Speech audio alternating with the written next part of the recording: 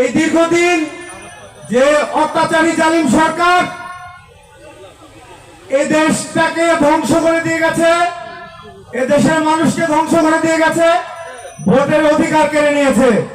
আপনারা জানেন কেরানীগঞ্জের একমাত্র অভিভাবক আলহাজ আমানুল আমান, চারবার নির্বাচিত এমপি, যোগ্য পিতার যোগ্য সন্তান, সেই আমাদের ব্যারিস্টার ইরফান ইবনে আমান অমি ভাই ইতিমধ্যেই কেরানীগঞ্জের জনতার এমপি হিসেবে আসীন হয়েছে।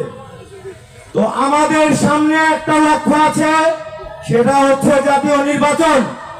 আর এই জাতীয় নির্বাচনে ব্যারিস্টার ইরফান ইবনে আমান অমিকে কিভাবে জয় করে আনা যায়, আমাদের লক্ষ্য শুধু একটাই।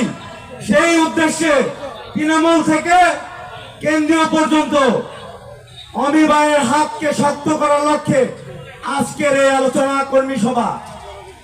আমি সবার কাছে একটা অনুরোধ থাকবে, আপনারা আপনাদের সর্বোচ্চটা দিয়ে ইনশাল্লাহ অমি ভাইকে ঢাকা 2 থেকে এমপি করে ছাড়বো ইনশাল্লাহ। কি আছেন আপনারা? সবাই আছেন? আমরা আছি ইনশাল্লাহ। অমি ভাইয়ের সাথে চাও।